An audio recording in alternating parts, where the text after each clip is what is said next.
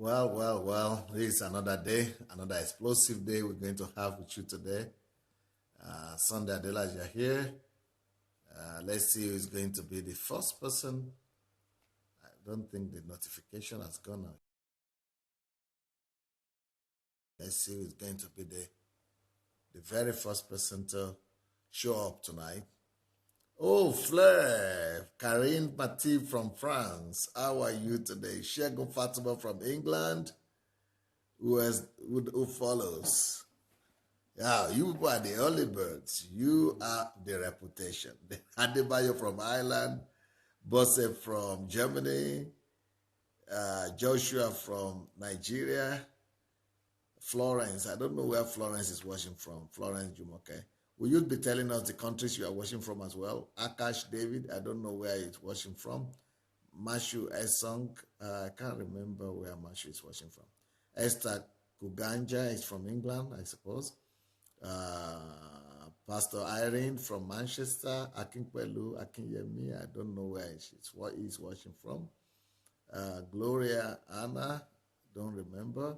Okay, Akinpelu is from London, really. Anjori Ezekiel.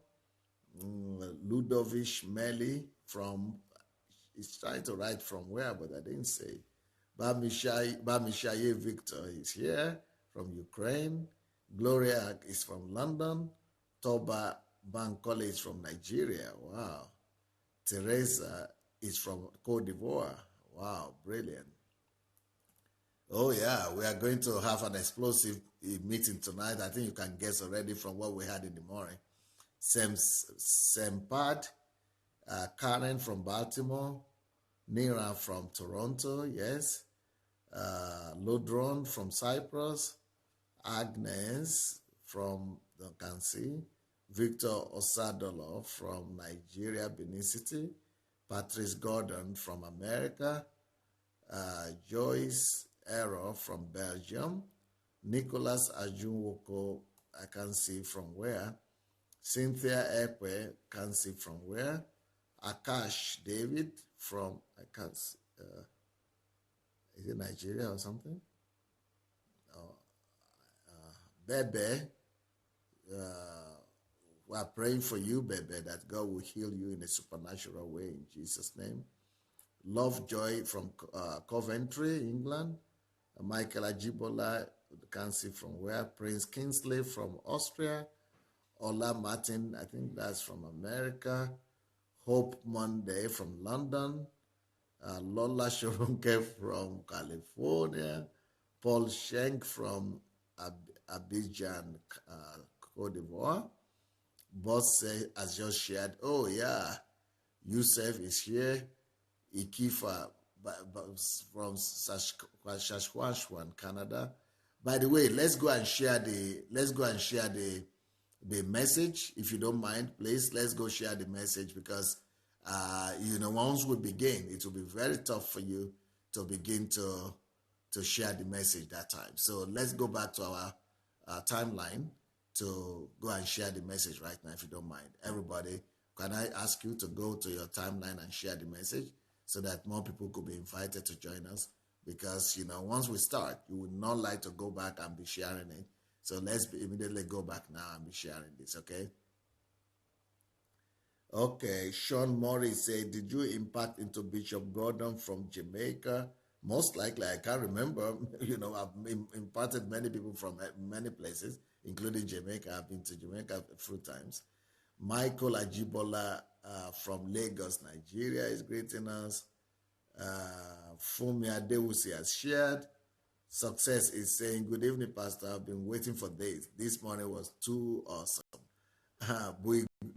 Bojus Landu says, I can't understand. I think she speaks French. That's why you can't understand. Of course, Fumi from UK. Then Lanon Adebayo say, Pastors, sir, the book on Nigeria, the leadership question should be read by our present government. I can't stop crying since I read the book. It really opened my eyes. Wow, he has read the book. He said he couldn't stop crying. Wow. Lanon, you need to write more about the book so that we could testify about the book here, and so that people will know it. Tell us your feelings. It's good that you said you were crying. but that is nice. But it's good to write more.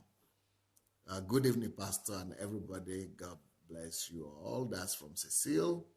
All right, let's begin on time because, like I said, you are going to enjoy today's topic. Today's topic is don't spend money on what you can afford to live without. Don't spend money on what you can live without. Don't spend money on what you can afford to live without.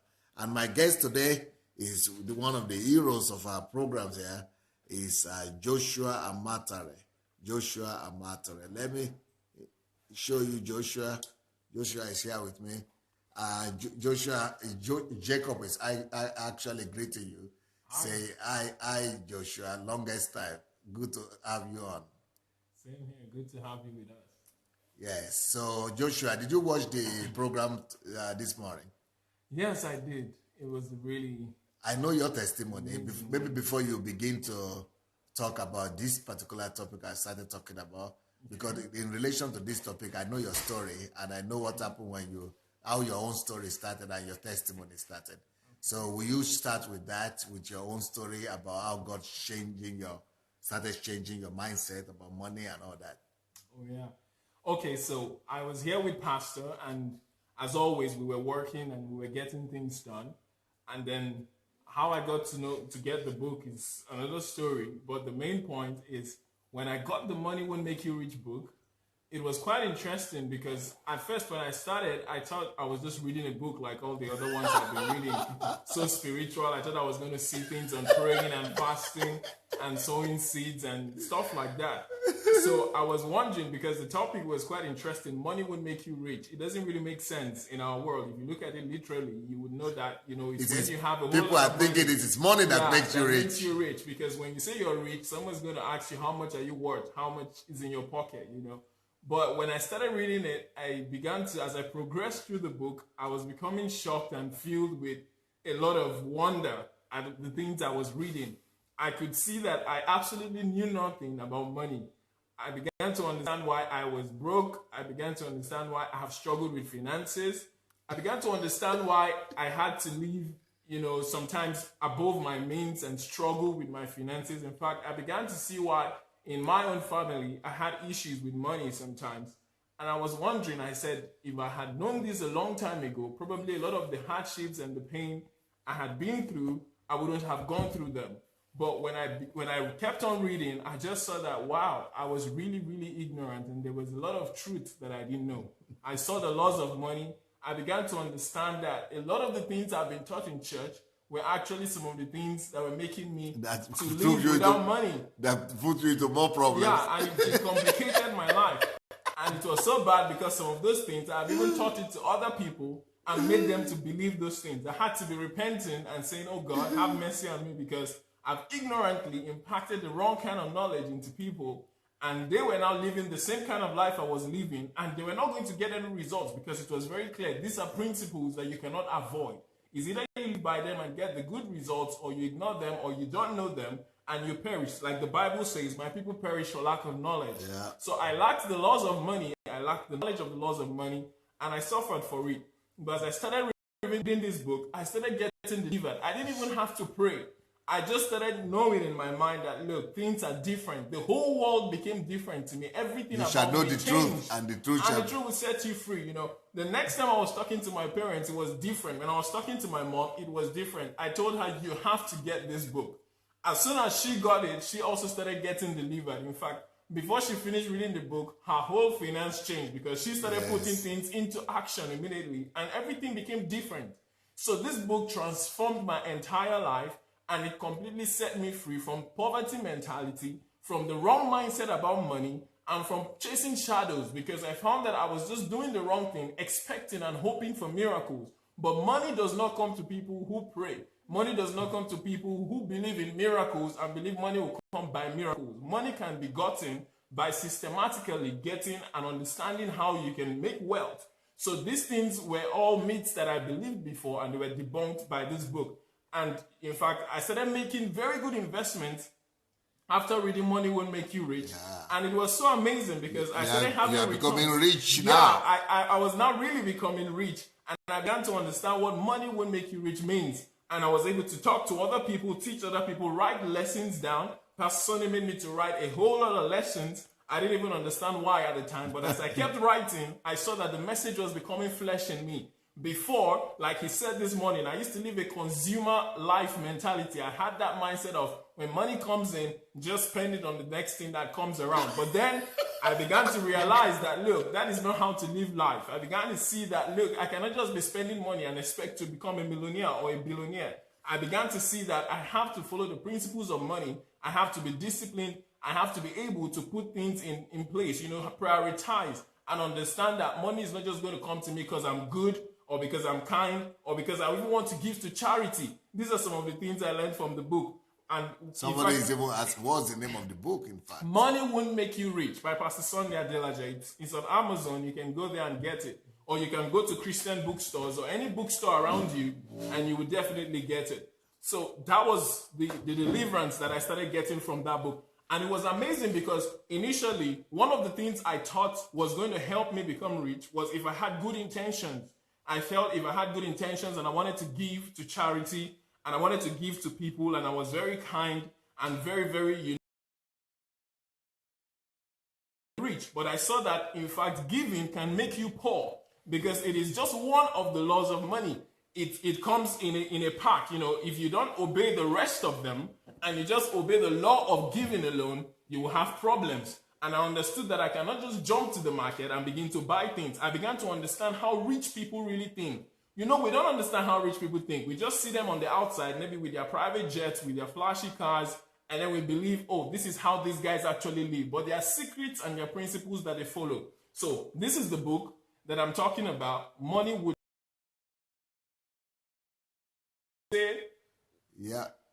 Yeah, so get this book for yourself and you will get delivered.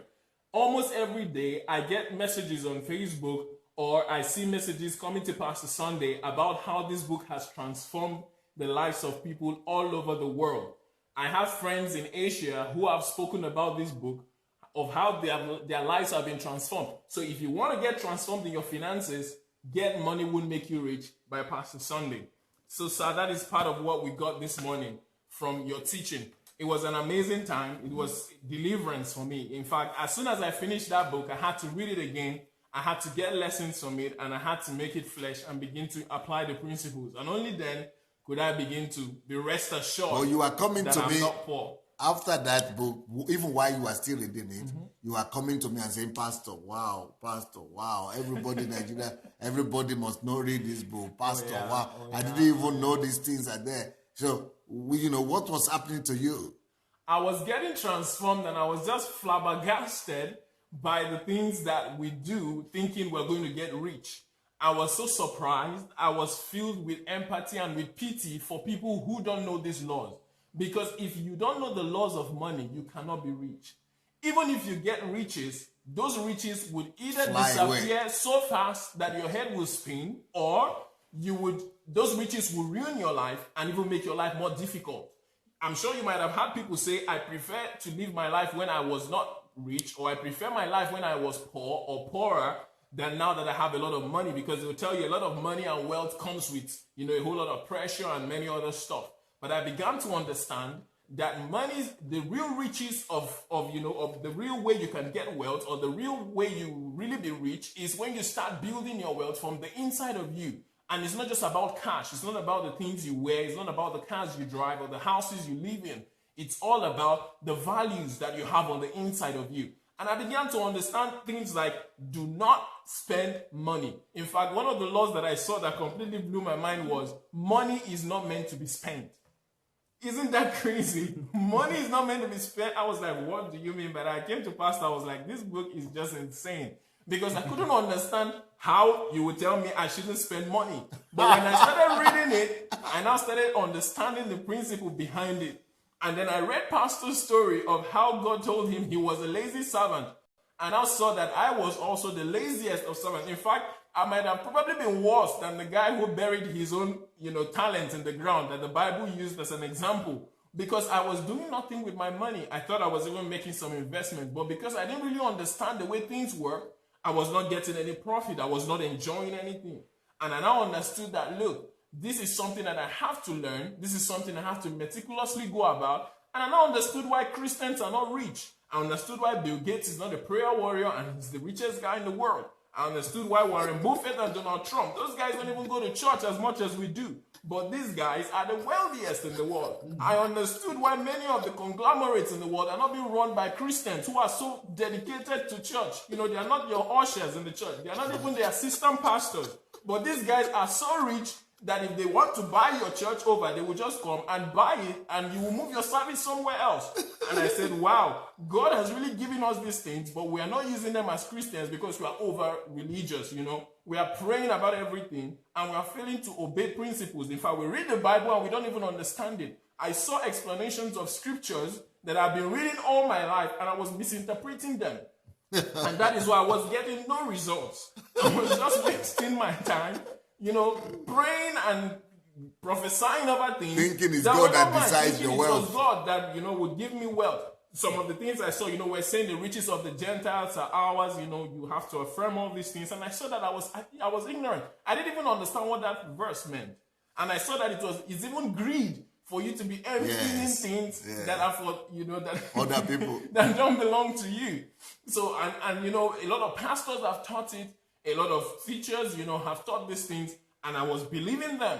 But when I read Money Will Make You Rich, I completely got delivered. I completely got set free from the myth about money. I completely got set free from poverty. It all starts from the mind. If in your mind you're not ready to be rich, it doesn't matter how much you have in your hand, you would not really be rich. That's what it means. Money cannot make you rich. It's not about the money. It's about the values. It's about the understanding. It's about the knowledge that you have about the wealth that God has given to you and what, you know, how to get things that you need. So that's one of the things that happened to me when I read this book. I was so thankful to Pastor and I was like, wow, this is the biggest secret. You said you are going to give it to your parents, I already gave it to my mom and now she's a lot richer than the way she was before. Because she started applying the principles and she was like, I can't believe it. I've made so many mistakes. And if not for this knowledge that I have now, I would have continued living like that, thinking that prayers and divine provision is what would have made me free. But no. She said, if I had known this thing 5 years ago, we would be in a different place from where we are right now. And it's not because there was no money, but we just had different value system that made us not to retain and multiply wealth. So it was all about the knowledge, and that is what this book gives. And it's so practical. Examples are laid out for you. You will be able to apply whatever you read. If you diligently follow those things, you will be very rich. And you won't be among the people just waiting on God to throw wealth from heaven or taking in prophecies saying you're going to be a millionaire. Some of you don't even ask yourself, how will I become a millionaire? Do I have goods that I'm selling? Do I have services I'm rendering? There is nothing. You're just believing God. But God didn't say you should just believe him and he will give you wealth. He said he will empower you, and that gives power to make wealth. You have to create wealth. Wealth is created. It's not just, you know, it doesn't just appear. It's not just given. Money doesn't just grow on trees, you know. You have to be able to walk at it and understand the principles, and then you begin to get it, and then you multiply it as well. And only then can you be rich. So it was really amazing. And this money was really nice because one of the issue Pastor talked about this money is one of the things that destroys us as human beings. We live with a consumer mentality and we just waste time buying things that we don't need. Many of us, money controls us instead of us controlling money. Money is our God instead of us being the gods of money. But many of us don't realize it. I'll give you an example. Many of you, the money you have right now, you're not able to keep it. It's dictating to you what you should do with it. Many of us, as soon as we get money, the first thing that comes to our mind is a TV we're going to buy, or the next phone we're going to buy, or the next shoes, or the next clothes we're going to buy, or the next belt, or whatever it is that is in vogue at the time. That is what we're going to go for. Whatever the advertisers on TV, on the computer say is the best, we go for it. Many of us as students, when I was in school, we had phones that even our lecturers were not using. And these phones, we didn't even pay for it with our own money. We were using things that when you look at them, we call them gadgets. You know, when we carry around these gadgets, we were thinking we were cool. But none of us had lands, none of us had shares. Future. But if you asked us, we're going to say, yeah, we want to be rich. But because we didn't understand the way things work, we were busy just, building castles in the air. I've seen ladies who the hair on their head can buy a plot of land. So some of them are wearing lands on their head, all because they want to look beautiful. And it doesn't even last for a month. Some of them change their hairstyles every month, and it's so expensive that you'll be asking yourself, do you really need to put this stuff on your head? Do you really need to spend hundreds of dollars just making your hair? What you're doing is not going to make you rich. Some of us, like Pastor said this morning, you keep upgrading your phone. You keep upgrading your iPads. You keep buying new cars. You want to live in bigger houses. None of these things give joy. But many of us feel like if I have a better house, if I have a better car, if I have better clothes, I'll be happier. But it's not true. We're just chasing shadows like a mirage. When you get there, you'll find that there is absolutely nothing there, and then you want something bigger. And if you notice, those who are extremely rich, or if you're privileged to meet multi-millionaires or billionaires, they don't use fancy stuff. In fact, some of them use things that you'll be so shocked. You'll be like, I used to using this. They'll be like, I don't care. It works for me. It's working fine. So I'm not bothered. So they go ahead with their business, making billions, while those who are consumers just keep running after the goods and the things that they are producing. So we need to get our minds out of just consuming stuff. We need to begin to invest in our lives. We need to begin to invest in companies. We need to be able to control ourselves. One of the tests that book gives us is, it says when you get money, just try and see how long you can hold on to it without spending it. Some people, when they have money, it's like they are holding a hot egg. They can't just be composed till they spend it. I've seen friends who, as soon as they get money, they just take a walk to the mall. They're not going to buy anything. They just stroll through the mall and they just keep looking from store to store till they find something. And then they will come back with big bags. And you ask them what happened. They're like, well, I didn't plan to buy anything, but when I got to the store, I saw this cool jacket. I saw these cool shoes. So I decided to buy them. And then the next day they dress up. They look cool. But those things in 3-4 months, they change it again. In Ukraine, it becomes winter. And they say, I need to get another cool jacket. The one from the previous year is not bad. It's not sport, but they say, I can't be wearing the same jacket every year. It's not cool enough. I need to look fresh for the fresh season. And they keep looking fresh and they keep losing stuff. So this is something that is like an epidemic all through the church. Many of us, I've seen people who don't go to church if they don't have a new dress to wear.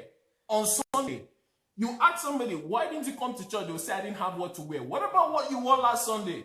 I can't keep repeating clothes, is what they will say. It was shocking to me when I first heard it. But I've seen not one, not two, not three people who wouldn't go to church just because they don't have a new fancy dress to wear.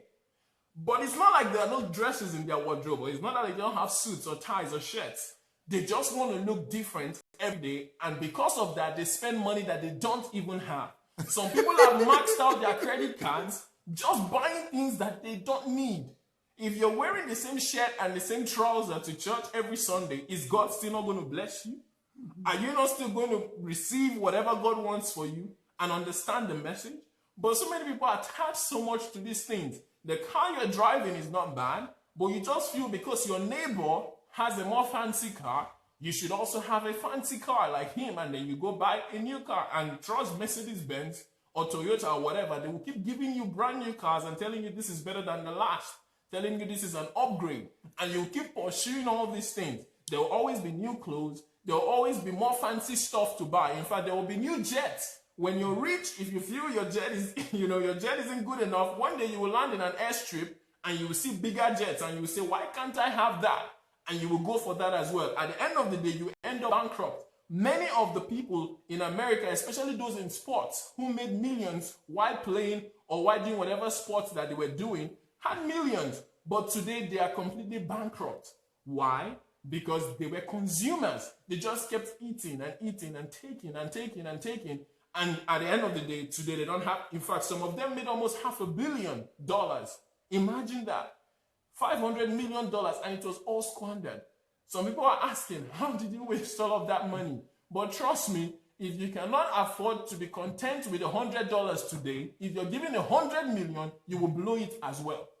So don't look at those who are bankrupt and say, oh wow, how did he lose $500 million? It all starts from just $10.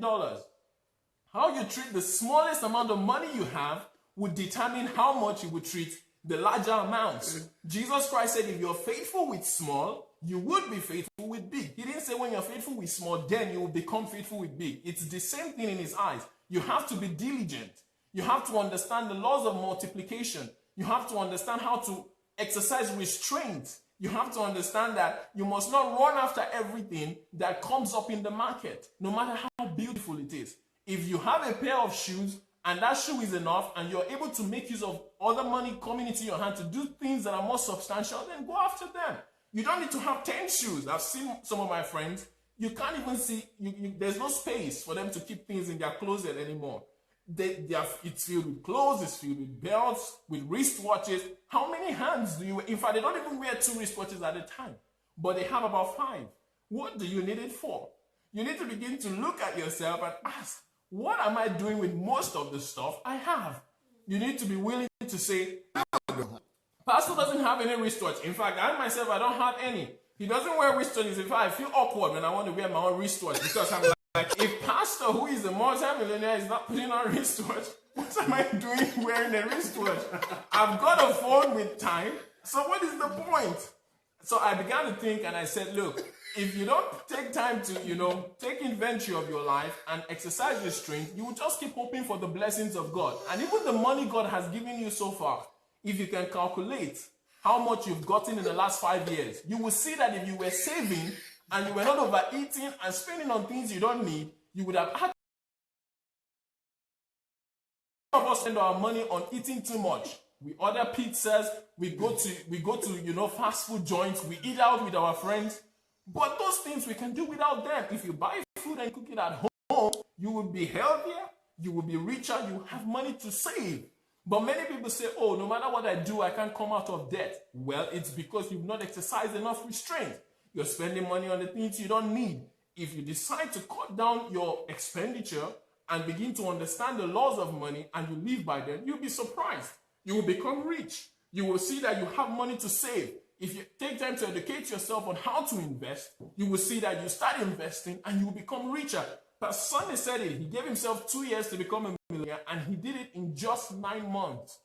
You can do it as well. I am already doing it and it's working for me. I'm already having investments that are going to bring me hundreds of thousands. So you can do the same thing if only you understand the laws of money. Yes. And since I read that book, I've not gone shopping.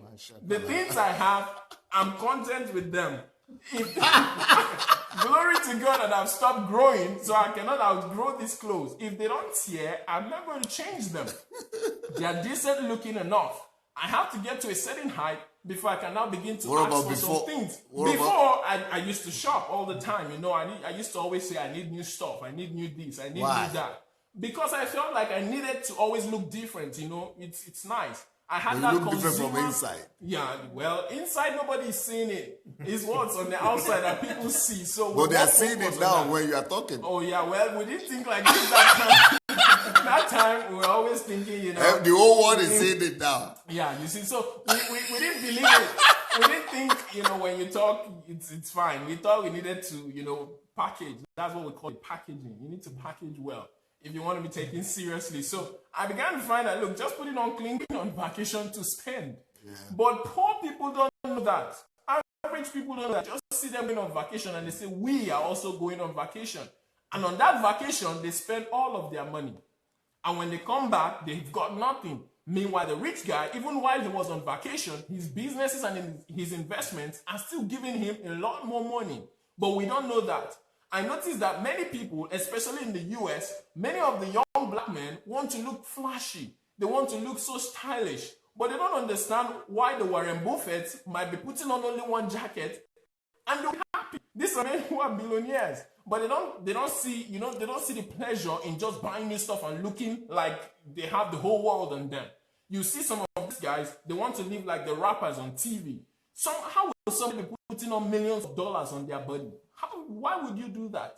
What is the point? What are you passing across to people when you have people suffering and you're putting on gold and silver? In fact, there was a rapper not too long ago who became broke, and he went to the court, and the judge told him that you owe some money, you need to pay. He told them, he said, Judge, I can't pay. And then the next thing that happened, he went on Instagram and then he was surrounded by some money. And the lawyer saw it and took him back to court. And they asked him, Mr. Man, what is going on? We saw you displaying money on the internet. And you won't believe what he said. He said, I am a rapper. I have to keep up a certain persona. The money you saw me surrounded with is actually fake. It's not real money. And they were like, what?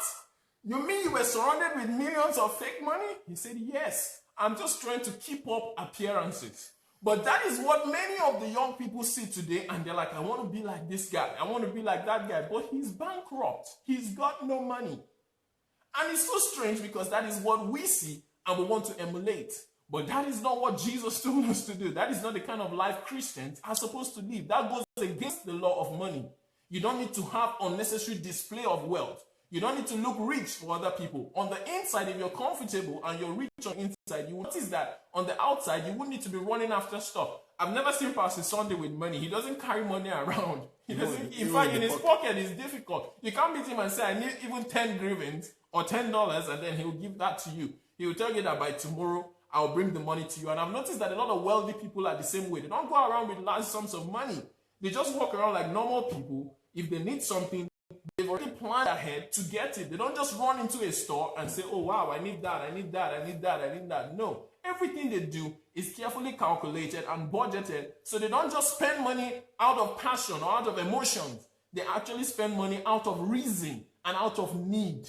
And if they don't need it, let it go. If they need it, they will get it. But many of us don't live like that. Some of you, if you look around your house right now, you will see that you bought things that cost hundreds of thousands of dollars that you actually don't need. That money would have been invested in something that would make you richer.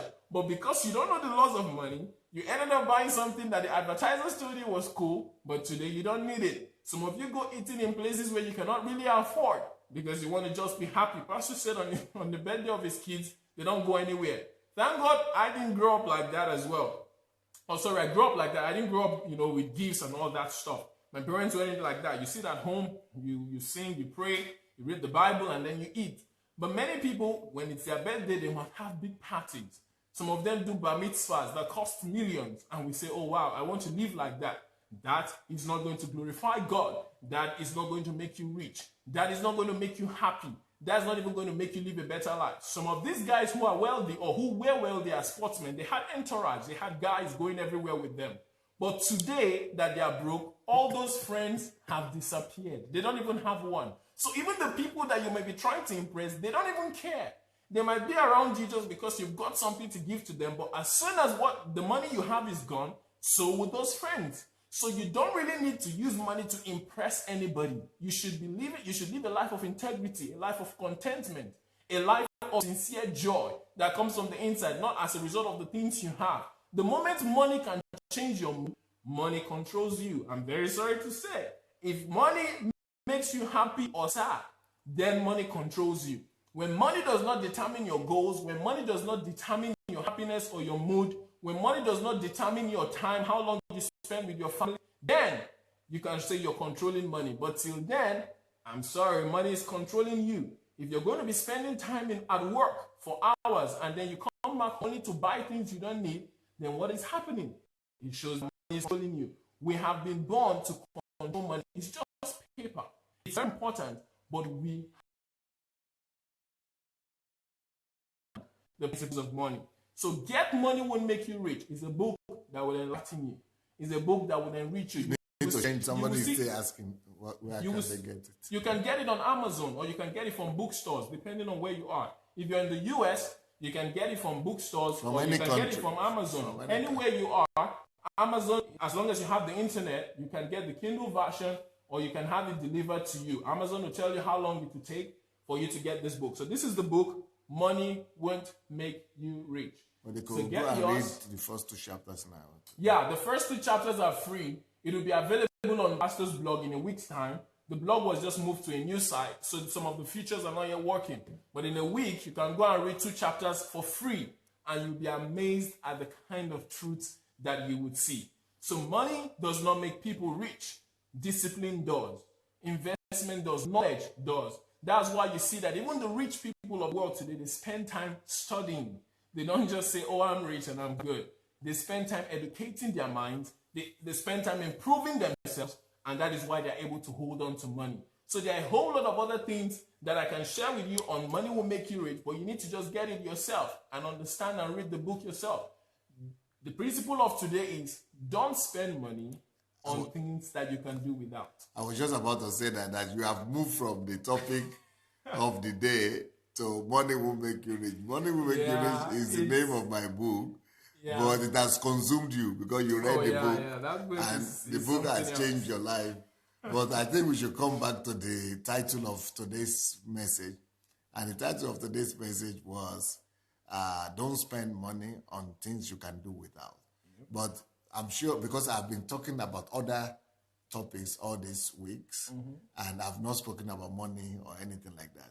Was it a surprise to you for you to hear me mention the topic of today? And what did you think? You thought it was going to be, what was your first reaction or impression when you had me mention to this? My first impression was like, oh wow, okay, so Pastor finally wants to help some people out.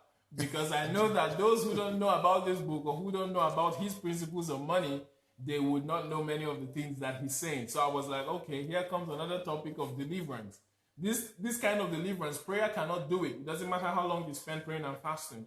You would spend money if you don't understand that it should not be spent. So I was really happy when I saw the topic, and I was like, oh, great. Finally, we're going to get some more nuggets on how to live a disciplined and a fruitful life. So that was my first impression. Okay, what was your last impression?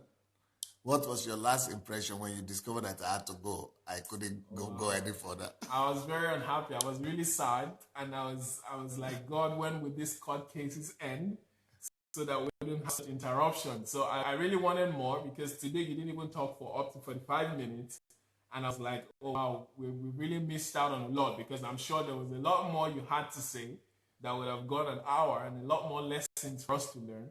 But I felt privileged anyway. I said, at least you shared some stuff with us that will set anybody free who really wants to be free from, spending on without thought and unnecessarily. So I was really unhappy, but then I was still grateful that we got to hear something at least. And what are the points that really got to you? What will you say are the points that really touched you today, that got to you today, that you think will help people? The number one point that I know that would help everyone is none of the things you have can really give you joy or satisfaction. That's the number one thing that I got. Money will not give you satisfaction. Clothes will not give you satisfaction. The car, a house, whatever it is that you think you need to be happier, that is not where happiness comes from.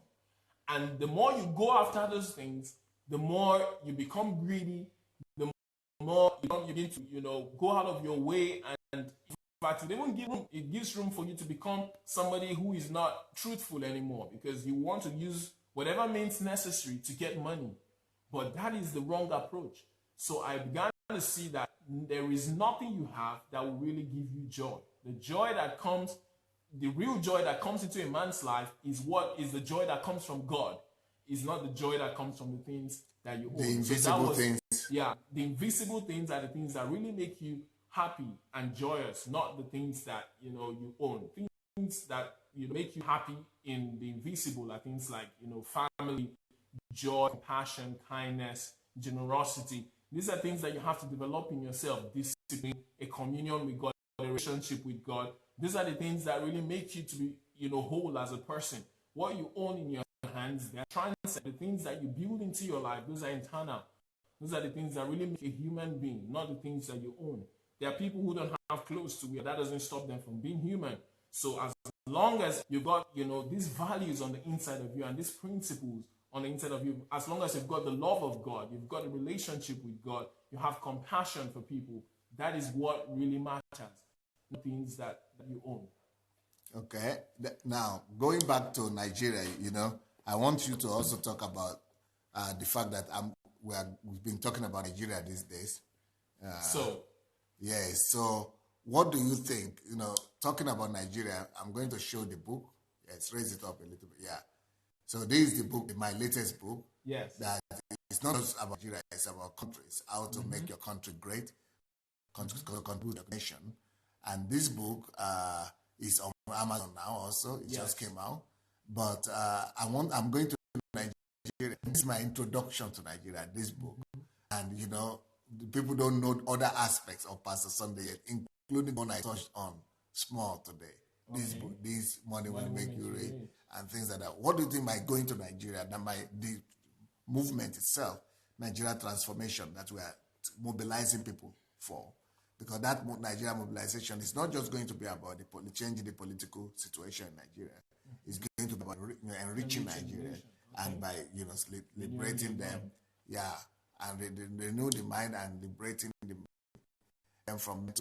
So in that sense, knowing what you know about my teachings on money and all that, what do you think this Nigerian transformation work would do for Nigeria as a nation? What do you think this teaching alone that I've touched on today would do for this country or for even believers? I think this teaching is going to liberate the nation. That's just the truth. I think it's going to set millions of people free. I think it's going to make people to walk into their destinies and become more fruitful as human beings and become more fruitful as God's people and God's servants here on earth. What is about to eat Nigeria? What Pastor is bringing to that country is going to be, in fact, it's going to be explosive. It's something that we've never seen before. Lives are going to be changed. The whole country is going to be changed. Every local government, every state, every city, every nook and cranny of Nigeria is going to know that change is really here. Transformation is really here. Because I've had the privilege of seeing some of the plans, and when you read this book, you will understand the way Pastor Sunday thinks, and you will know that, look, what is about to happen in that country is Nigeria is about to embrace its destiny. That's what I really think. And I believe that it starts from the minds of the people. And as soon as this happens, in fact, the country will soar. Nigeria will become the next place in the world where everybody will want to go to. Everybody will start seeking out Nigerian visas. Just trust me. In a few years from now, after Pastor Sunday gets there, and then with all of this work and all of this transformation, he has already done it in Ukraine. Don't forget, Ukraine was a country who nobody knew anything about. But just because of the embassy of God, hundreds and tens of thousands of people have come here just to see. The country is changed. So the whole country is changed. The whole country is transformed. So just imagine what happens when he goes back to his own country, where everybody is waiting, where everybody is crying and saying, we need help. Oh, wow. You wouldn't believe the things that will happen. So it's going to be explosive. It's going to be transformational. Everybody is going to feel it. Will you tell them about my movement, Nigeria transformation movement, that we are taking people? So Pastor is taking 2,000 people from outside Nigeria, from the diaspora. Whether you're from England, you're from America, you're from Barbados, wherever you are, from Canada, UK. Not just Nigerians. Not just Nigerians. Everybody. He's already taken 200 Ukrainians to come with him to Nigeria. He has invested in their lives and he has helped them build their country, and it's their turn to give back. So he's bringing 200 Ukrainians, and then he's bringing 2,000 of different people, experts from different parts of the world, to go and help build Nigeria. So if you want to be part of this movement, you can just send an email to Nigeria@SundayAdelajaFoundation.com. Nigeria@SundayAdelajaFoundation.com. If you want to be part of this movement, if you want to be part of this change, if you want to be part of this new move of God, this new type of revival that is about to come on the whole nation, please send your emails. And it doesn't matter what you do, your skills are needed. Many of you are going to be trained, so get yourselves ready for what God is about to do in the nation of Nigeria. It doesn't matter where you're from. If you have a passion for Africa, I've met a lot of foreigners in Europe and from America who say, I love to visit Nigeria. I would love to go to Africa. I've seen things on TV. I think I can help. Now we don't need you to bring clothes. We don't need you to give money. We need you to give your life. And you'll be given all the tools that you need to bring change. And you'll be amazed at what you do. Nigeria is a beautiful country full of passionate people. In fact, the whole of Africa, we've got loving people everywhere who really need help. So we need you to dedicate your time, to dedicate your life to this move, and you would be happy that you did. Because what is about to happen, trust me, you don't want to be on the sidelines for it. You want to be right in the middle, right in the center of the movement. And you can do that by sending an email to Nigeria@SundayAdelajaFoundation.com. What about, I know that Sufficient and others started a movement on WhatsApp, they call it. Okay. Yeah. I'm not aware of it. Yeah, they started. Sufficient gave the telephone yesterday. Maybe if anyone has the telephone that was given yesterday for the WhatsApp group, Yeah, I think WhatsApp group. they have a group or so on WhatsApp. Yeah, I heard that. You don't know the telephone number. I don't use WhatsApp. Okay. Did anybody write the telephone number down yesterday from Sufficient that she gave for the WhatsApp Nigerian Transformation Group? Please, if you have that telephone, please write it right now so that people who want to know more about Nigerian Transformation Group could join that team. Please write the telephone that was given to you yesterday. Thank you. Now, going back to this other topic that we started today, you know, what are the other things that touched you that you think minister to you and probably will help other people? One of the things that touched me the most is the fact that many of us are praised to the advertising world. We are people who are just gullible and we don't exercise any kind of restraint. And when I looked at my life before I knew the things that I know now and before listening to Pastor this morning, I could see that I'm being influenced by the things that I see. I'm being influenced by my culture. I'm being influenced by my environment. I'm being influenced by peers. I'm being influenced by the things I see just by vicinity. And I said, if we can close our eyes to some of the things that we see around us, we would be better off. We wouldn't spend money that we don't have. And the funniest part is the capitalist system just keeps giving you stuff, so you go spend, and then you now get into debt. Many of us today are in debt, and we don't know how to come out of it. Not because, we had to do it, not something like student loans or something like that, but just because we couldn't control our appetite. And I said, the world will keep feeding you with information and trying to make you to buy things. But I must not agree to be a prey to these advertisers. I must not be a prey to the system. I must make up my mind to be an individual, to be a personality who can say no to the things I don't need and who will say yes to the things that I need. If I'm not able to control my appetites, then I would not be able to control my spending. And this topic is just going to be a myth. But you have to be willing to discipline yourself to make sure that you don't spend money on things that you don't need. Every one of us has done it before. Like I said previously, if you look around where you're seated right now, if you look around your apartment, your house, you will see that you have a lot of stuff that you don't need. And I said, I refuse to be a slave to the advertisers. I refuse to be a slave to the companies. I refuse to be a slave to Apple, to Samsung, to Motorola, to any of these guys, because they will keep giving me stuff, but I need to always pause and ask myself, do I really need this thing? And if the answer is no, can I do it? If the answer is yes, then I abandon it. I leave it. So that is one major thing that I got today. I must consciously walk towards saying no to what I don't need. These are not things that happen automatically. You have to build up. Sometimes you will fail. You have to keep pushing for it, because till you're completely liberated in your mind from bowing down to the pressure of advertisers, you will constantly spend money on things that you don't need.